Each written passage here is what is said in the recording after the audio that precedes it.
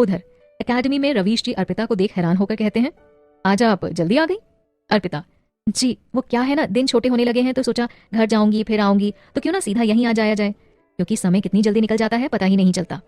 Okay okay, अच्छा किया, रवीश जी बोले और वो जाकर क्लासरूम के बच्चों को देखने लगते हैं। वहीं अर्पिता स्टाफ रूम में जाकर बैठ जाती है। वो फ्री हो जाती है तो प्रशांत के बारे में सोच सोचकर मुस्कुराने लगती है। अब तो आप निकल आए होंगे ना शान, अब आप आएंगे तो हमें आपसे सॉरी कहने के लिए कुछ तो स्पेशल करना चाहिए, नहीं तो आप कहीं ये ना समझ लें कि एक तो हमने गलती की, दूसरा उस पर सॉरी भी नहीं कहा। अब क्या स्पेशल करें हम आपके लिए, अब तो समय भी नहीं बचा इतना हमारे पास, चलो घर जाकर ही सोचेंगे, कुछ तो स्पेशल करना है आपके लिए शान। अर्पिता स्टाफ रूम में ही बैठी होती है कि तभी पूर्वी आ जाती है। Hello ma'am, good evening. Arpita ऊपर नजर कर पूर्वी को देख मुस्कुराते हुए कहती है, गुड इवनिंग, आओ बैठो।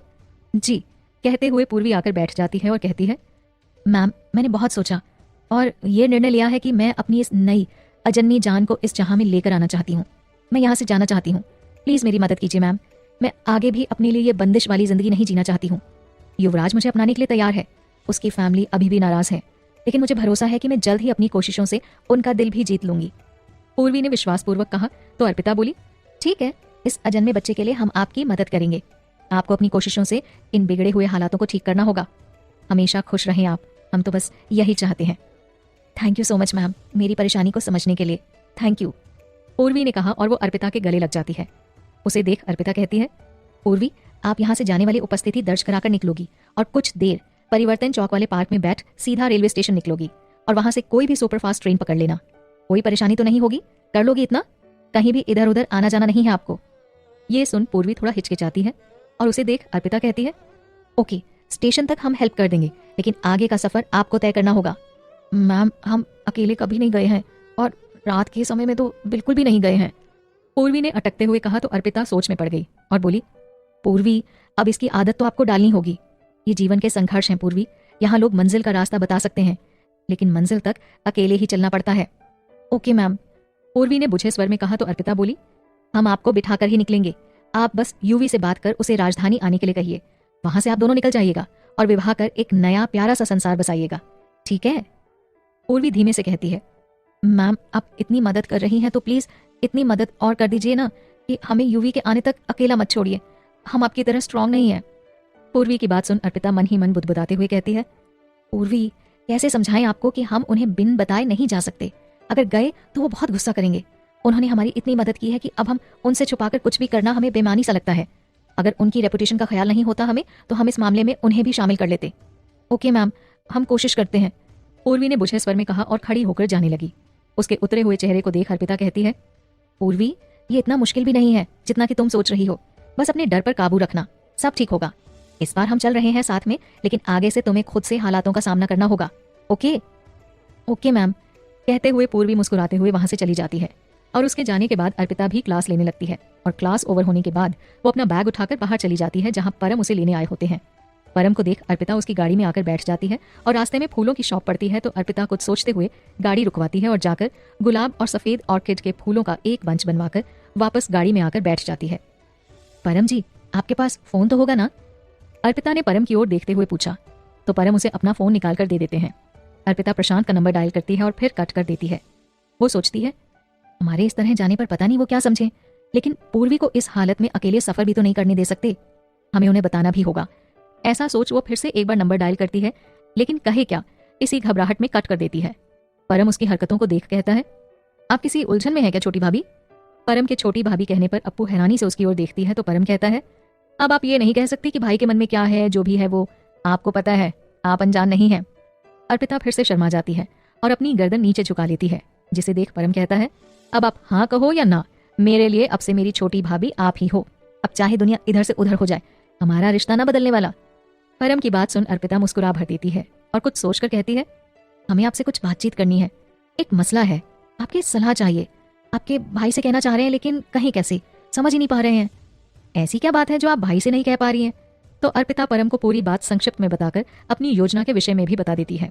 अर्पिता की बात सुन परम सोच में पड़ जाता है और गाड़ी मोड़कर परिवर्तन चौक पर वो लोग पहुंच जाते हैं, जहां थोड़ी भीड़ भाड़ वाली जगह पूर्वी बैठी होती है। परम गाड़ी से निकल पूर्वी के पास जाते हैं और उसे आवाज लगाते हैं। पूर्वी देखती है और फिर फोन में लग जाती है।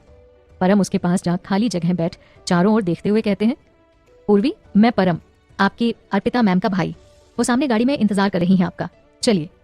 परम की बात सुन पूर्वी ने सामने देखा तो अर्पिता को देख वो उठकर उसकी ओर बढ़ जाती है। परम भी पीछे पीछे चले आते हैं और तेज कदमों से गाड़ी में बैठ जाते हैं। तो पूर्वी भी गाड़ी में बैठ जाती है और परम गाड़ी दौड़ा देता है। कुछ ही देर में तीनों स्टेशन के पास होते हैं और परम अर्पिता से कहता है, गाड़ी बस स्टेशन पर कुछ सेकंड रोकना, और पूर्वी आप गाड़ी से उतरकर स्टैंड के अंदर जाना और दूसरे गेट से बाहर आना, वहां से हम शॉर्टकट ले स्टेशन पहुंचेंगे। भाभी आप हमें स्टेशन के एंट्री गेट पर मिलना, ठीक है? परम का प्लान समझ अर्पिता हाँ कहती है और जैसा परम ने कहा दोनों वैसा ही करते हैं। परम पूर्वी से कहता है, पूर्वी आपके साथ मेरी छोटी भाभी नहीं, मैं जाऊंगा। मैं आपको लेकर यूवी से मिलवा आपकी शादी कराकर वापस चला आऊंगा।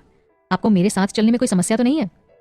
पूर्वी एक बार फिर अर्पिता की ओर देखती है तो परम कहते हैं, आप मुझे नहीं जानती, लेकिन अपनी म्यूजिक टीचर प्रशांत को तो जानती हैं। मैं उन्हीं का छोटा भाई हूँ, परम। प्रशांत का परिचय पा पूर्वी कहती है, फिर तो हमें कोई परेशानी नहीं है। सर को मैं बहुत अच्छे से जानती हूँ और आप उनके भाई हैं तो अपरिचित नहीं है। अर्पिता पूर्वी को आवश्यक इंस्ट्रक्शंस देती है और परम की ओर देख आभार व्यक्त करती है।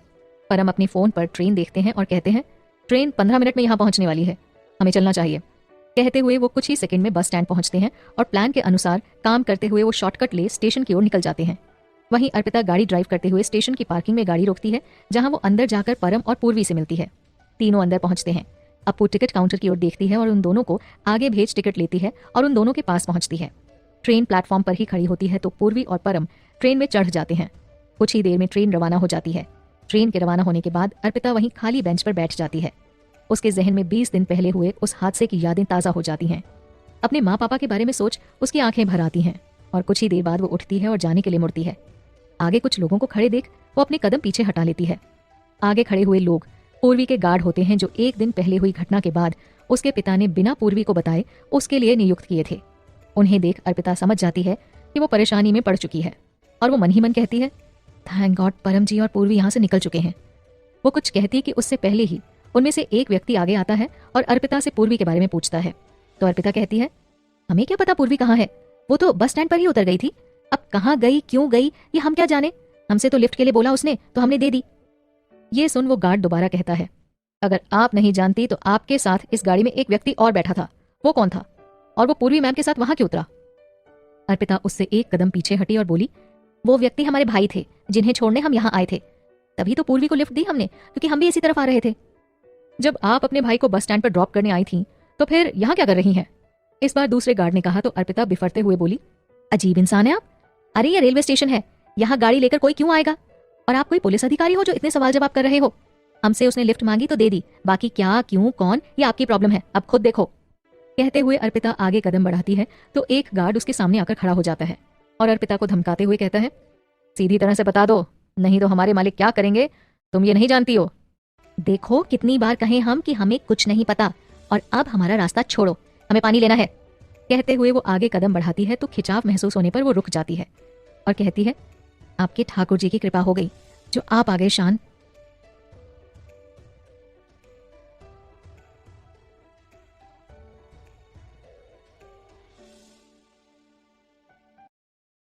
हैं तो सब समझकर धीरे से कहते हैं, बात तो सही है तुम्हारी अप्पू, इससे एक बात साफ हो गई कि कितनी ही भीड़ हो, अगर हम आसपास होंगे तो दूर नहीं जा पाएंगे। अर्पिता ने कहा। शान और अप्पू की खुसर फुसर सुन गार्ड बोला, ये लड़के अपनी खैरियत चाहते हो तो इस लड़की को छोड़कर दफा हो जाओ, इससे हमें अपनी मैम के बारे में पूछताछ करनी है और अगर इसने नहीं बताया तो इसे हम अपने मालिक के पास ले जाएंगे, फिर वो ही इससे पूछेंगे कि पूर्वी मैम कहाँ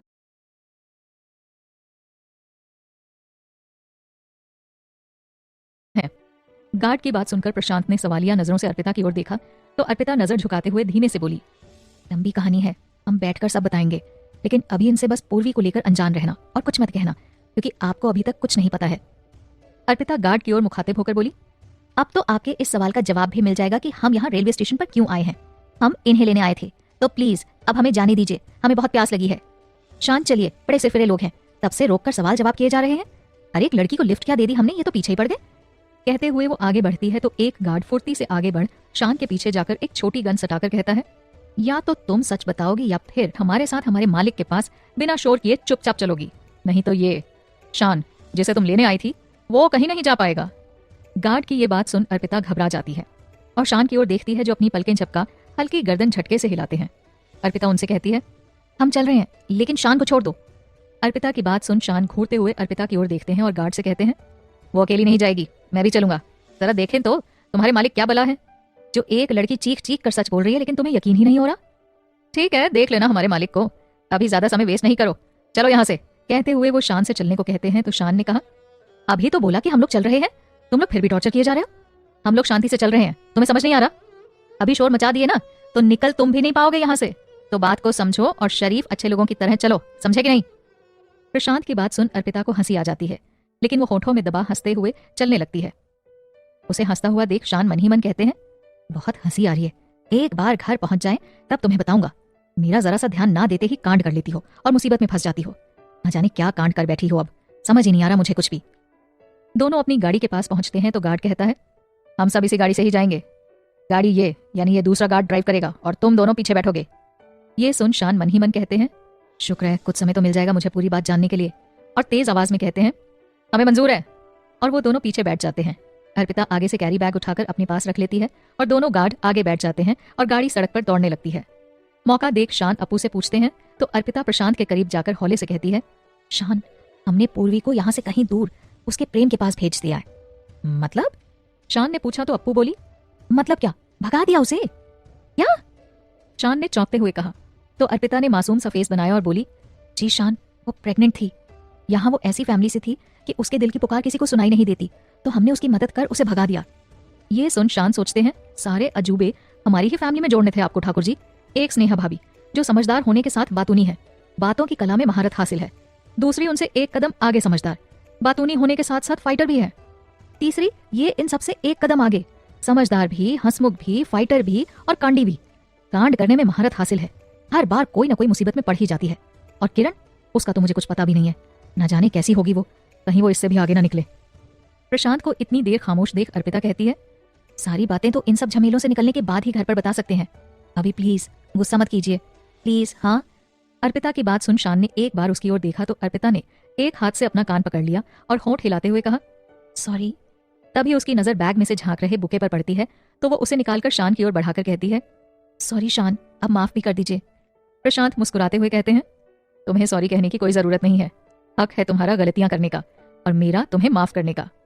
शान की बात सुन अर्पिता हौले से कहती है, हमारा ही तरीका हम पर आजमा रहे हैं आप? तुम्हारे लिए नहीं, मेरे, ये तरीके मेरे हैं। सफेद झूठ शान, आपके नहीं हमारे हैं। तुम्हारे थे, अब मेरे हैं। कैसे हुए भला, हमें भी तो पता चले। अप्पू की बात सुन शान कहते हैं, हाँ तो जब तुम मेरी तो ये तरीके भी मेरे हुए ना, हुए कि नहीं, जवाब दो। अर्पिता इतना ही कह पाती है और खामोश हो शान की ओर देखने लगती है। और उसे यूं देख शान उसके कान के पास आकर कहते हैं, थैंक यू मुझे मेरी पहली वाली अर्पिता लौटाने के लिए। और पीछे हटकर वो बुकेले कहते हैं, दोनों ही मेरे पसंदीदा फूल हैं, जानते हैं हम। और खिड़की से वो बाहर देखने लगती है। शान मन ही मन कहते हैं, तुम ही जानोगी और कौन जानेगा। दोनों की ऐसी बातचीत के साथ नोक झोंक चलती है और कुछ ही देर में गाड़ी एक बंगले के सामने रुकती है। और इतने में दोनों गार्ड उतरते हुए कहते हैं, मंजिल आ गई है, अब आप दोनों भी उतरकर अंदर चलिए। ओके कहकर शान और अर्पिता दोनों गाड़ी से नीचे उतर आते हैं और बंगले के अंदर की ओर बढ़ जाते हैं। गार्ड अंदर जाकर अपने मालिक को प्रणाम कर एक ओर जाकर खड़े हो जाते हैं। वहीं शान और अप्पू दोनों अंदर जाकर खड़े हो जाते हैं और सामने खड़े शख्स को देखने लगते हैं। उसके साथ मिस्टर खन्ना भी होते हैं, जिन्हें देख शान के चेहरे पर मुस्कान आ जाती है और वो अप्पू से कहते हैं, अब हम यहाँ से जब चाहे तब जा सकते हैं। वो जो सामने खड़ा इंसान है ना, धोती कुर्ता पहने हुए, वो हमारे लिए रोशनी की वो किरण है जो हमें हर हाल में मुसीबत से निकाल ही लेगी। हम कुछ समझे नहीं शान, आप उन्हें जानते हो? अर्पिता ने हैरान होकर पूछा तो शान बोले, हाँ कुछ ऐसा ही समझ लो। और उसके चेहरे पर फैली मुस्कुराहट को मिस्टर खन्ना देख लेते हैं और हैरान हो कहते हैं, अरे तो मिश्रा साहब हैं जिन्होंने मेरी इज्जत के साथ खिलवाड़ करने की कोशिश की। मिश्रा जी, पिछली बार तो बख्श दिया था आपको, लेकिन इस बार नहीं छोड़ूंगा। साफ साफ बता दो कि पूर्वी कहाँ है। मिस्टर खन्ना की बात सुन शान कुछ कदम आगे बढ़ उसके सामने जाकर खड़े हो गए और बोले, पहली बात, मैंने और अर्पिता ने कुछ नहीं किया है, आपके ये गुलाम हमें जबरन उठाकर यहाँ ले आए हैं। अर्पिता कौन? कहते हुए मिस्टर खन्ना उसकी तरफ देखते हैं और मुस्कुराते हुए कहते हैं, तो ये है अर्पिता। वैसे तुम्हारी लगती कौन है ये? काहे कि तुम्हारा स्टेटस तो सिंगल है। नहीं, ये तुम्हारी समस्या तो नहीं कि मैं सिंगल हूं या नहीं, ये मेरा निजी मामला है, सो इसका जवाब देना जरूरी नहीं है। जरूरी है तो अभी एक बात कि हमें यहाँ से जाने दो और अपनी इज्जत यानी पूर्वी को आप खुद तलाश करें। अब अगर आपने हमें परेशान करना बंद नहीं किया तो परिणाम भुगतने के लिए भी तैयार रहें आप। प्रशांत की बात सुन मिस्टर खन्ना आगे कदम बढ़ाकर कहते हैं, उस दिन भी ऐसे ही कुछ कहकर निकले थे तुम, और आज भी ऐसा ही बोल रहे हो, परिणाम भुगतना वगैरह वगैरह। अब साफ साफ बोलोगे या फिर यूं ही कोरी धमकी देते रहोगे? तो आप मेरे ना डरने का कारण जानना चाहते हैं मिस्टर खन्ना? ठीक है, कारण भी बताता हूँ। कहते हुए वो अपना फोन निकालते हैं और उसमें गैलरी में जाकर उस दिन वाली वीडियो निकालते हैं जो राधिका ने चुपके से बनाई थी। वीडियो मिस्टर खन्ना के सामने करते हुए कहते हैं, इसमें आपके द्वारा कहे हुए शब्द स्पष्ट सुनने में आ रहे हैं, जिसमें आप किसी को ब्राइब देते हुए दिख रहे हैं। दूसरी, मुझसे जो फोन के जरिए बातचीत की है उसके ऑडियो चाहिए तो सोच लीजिए अच्छे तरह से कि आपको कौन सी इज्जत ज्यादा प्रिय है। प्रशांत की बात सुन मिस्टर खन्ना के सर्दी में भी पसीने छूटने लगते हैं और वो कुछ कदम पीछे हट पूर्वी के पिता से कहते हैं, इन दोनों को सच में पूर्वी के बारे में नहीं पता है, आप अपनी तरह से खोजबीन करिए, या हो सकता है कि वो उन्हीं के पास गई हो जिस घर में वो विवाह करना चाहती थी। ये आप क्या कह रहे हैं? पूर्वी के पिता ने कहा तो मिस्टर खन्ना कांपते हुए बोले, कड़वा है लेकिन सच है, एक दिन पहले वो लोग यहाँ रिश्ता लेकर आए और आज लड़की ही गायब हो गई। कैसे और क्यों? चाहे किसी भी तरह गई हो, लेकिन पूर्वी वहीं गई होगी, उन्हीं लोगों के पास। मिस्टर खन्ना की बात सुनकर पूर्वी के पिता गार्ड की ओर इशारा कर शान और अर्पिता को बाहर छोड़ने के लिए कहते हैं। ये देख प्रशांत मुस्कुराते हुए आगे बढ़ते हैं और अर्पिता को साथ ले अपनी गाड़ी में जाकर बैठ जाते हैं और स्ट्रेट गाड़ी ड्राइव करने लगते हैं। वो एक बार भी अर्पिता की ओर नहीं देखते और सीधा ड्राइव करते जाते हैं। शान को ऐसे देख अर्पिता मन ही मन सोचती है, अर्पिता आज तो शान का गुस्सा जायज है, हर बार हम कोई ना कोई बेवकूफी कर ही देते हैं पर इन्हें नाराज कर देते हैं। अब हम क्या करें? एक नंबर की पगली हैं हम, कुछ नहीं सोचते, बस मुसीबत मोल लेने खुद से कूद पड़ते हैं। ऐसा सोच वो एक बार फिर से शान की ओर देखती है और धीरे धीरे कहती है, नाराज हैं आप? नाराजगी की कोई वजह? वजह शान? हाँ।